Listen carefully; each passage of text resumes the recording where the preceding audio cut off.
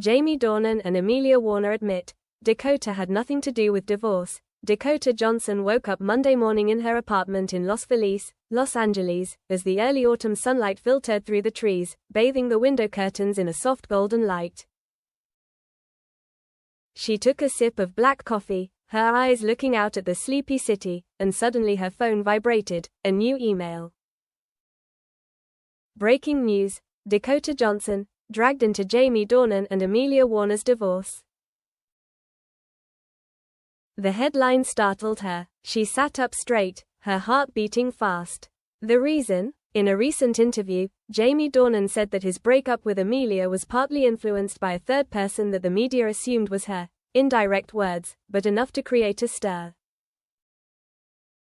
Dakota knew, for many years, that every word, every little suspicion was exploited and amplified, but this time, it seemed like things had gone beyond the threshold of tolerance.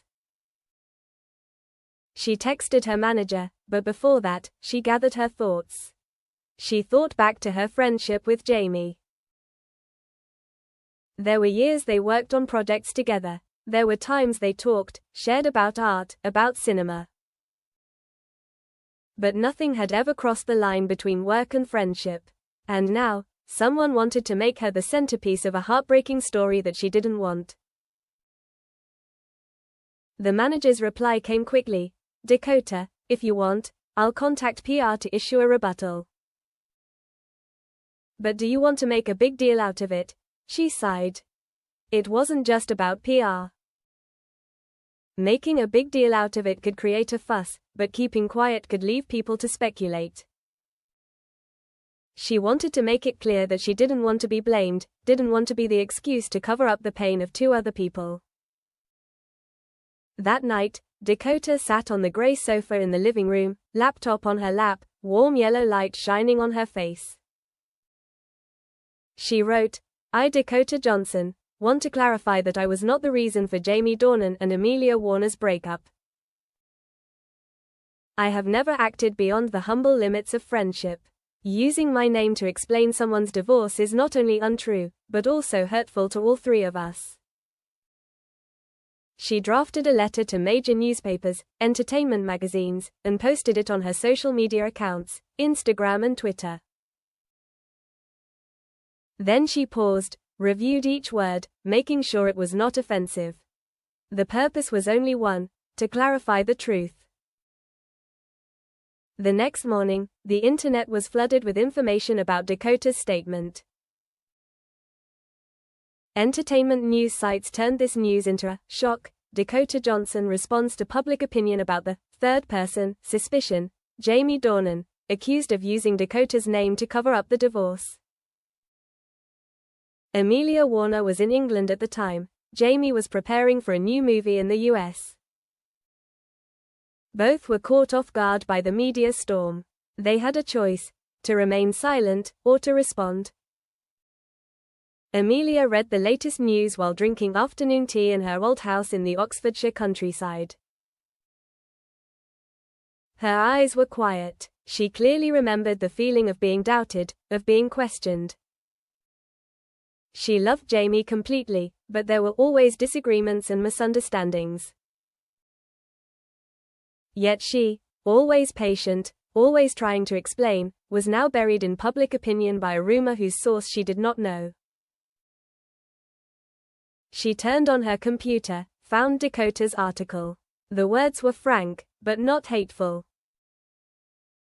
She was touched. Amelia decided to write an email to Jamie Dornan, suggesting they meet via video call to talk frankly, to resolve the problem, to put an end to the misunderstanding. Jamie Dornan received the news while on a plane, from New York back to Los Angeles for a production meeting.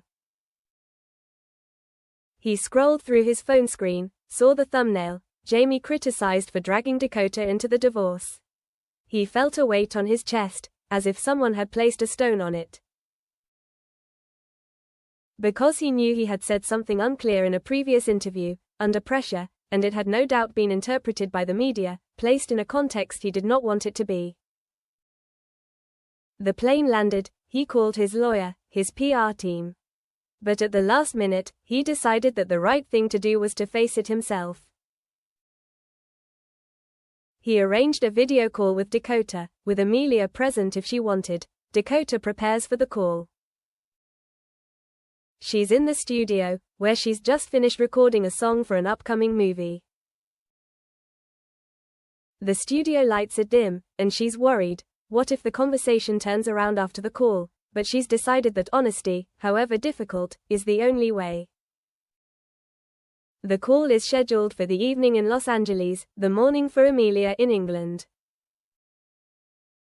Dakota, Jamie, and Amelia, all three sitting in front of a screen, the frame split into three.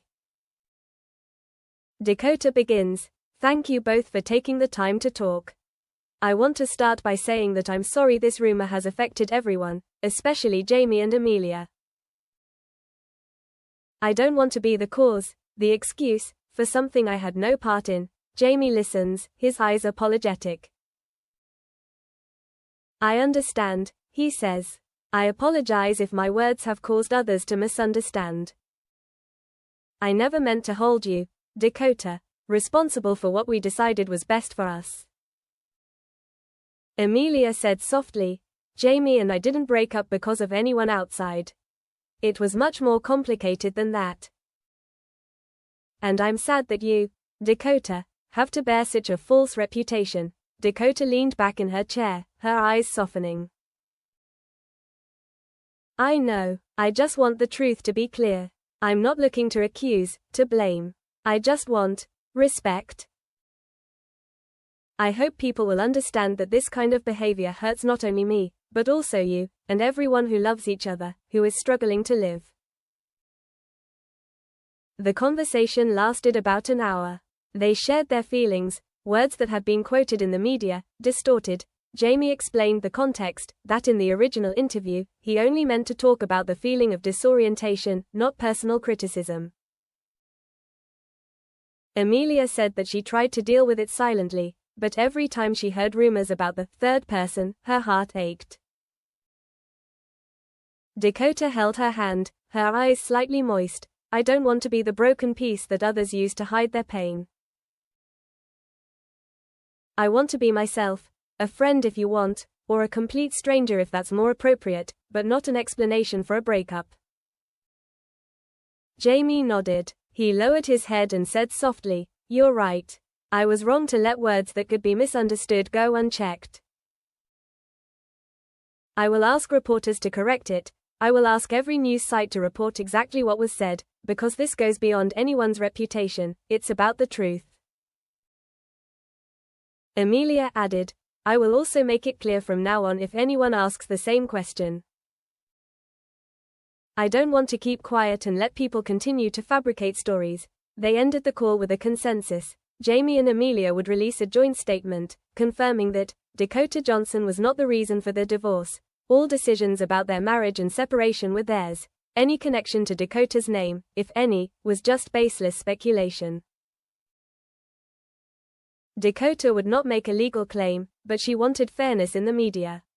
And she hoped that after the statement, people would stop dragging her into the story. The statement was sent to newspapers and media outlets. "We, Jamie Dornan and Amelia Warner, have agreed that the information suggesting Dakota Johnson was the reason behind the breakdown of our marriage is completely false. Dakota had no role in the decision to separate. We sincerely apologize if she was hurt by our previous statements." The major article published the apology, with a more honest headline. Jamie Dornan and Amelia Warner confirmed Dakota Johnson had nothing to do with the divorce. The online community received a variety of reactions. Some supported Dakota, praising her for speaking out. Others criticized the media for always preferring drama to the truth. She went home that evening, looking out at the city from the balcony. The cool night breeze blew in, carrying the sound of cars and distant noises. Dakota felt relieved, because even though she was not perfect, she had done what she thought was right. She knew there were still people who didn't believe her, who talked behind her back, but at least she didn't stay silent. The next day, Jamie posted on social media, without editing, just the message, I'm so sorry to Dakota for any pain you've suffered because of my words. Amelia also wrote, "We're not perfect. But the truth is the most important thing right now." Time passed, things calmed down. New news came in, new movies, new projects overshadowed the old. Dakota continued to work, films, events, art. Jamie and Amelia each went their separate ways, but maintained mutual respect, especially in treating the past with honesty. Late one night, Dakota received a message from Amelia, "Thank you again. I couldn't say I appreciate you more." Dakota simply replied, "I just hope everyone can live with the truth and peace." Answer: in a world where rumors travel faster than light, where every word can be twisted and turned, Dakota Johnson chose to confront. She didn't make a scene, didn't scream, didn't wage a media war. She just spoke the truth, demanded respect, insisted that she wasn't the cause of anyone else's sadness. And in this fictional story, that's what forces people, no matter how painful, to reach the truth, and from there begin to heal.